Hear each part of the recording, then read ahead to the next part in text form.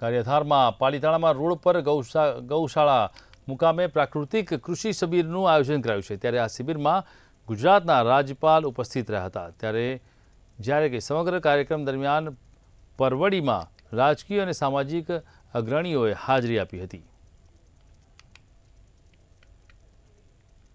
Charitable trust Madhav ગૌધામનું જે અહીંયા અમે કામ કરી રહ્યા છીએ એની અંદર એક તો પહેલાં ગૌ માટે તો ગાય છે તો એ જીવન છે, જળ છે તો એ જીવન છે અને પ્રાકૃતિક ખેતી એ પણ એક જીવન છે। તો આના માટે સૌનો સમન્વય એક જ ઉદ્ધાર છે કે ગૌ માતા।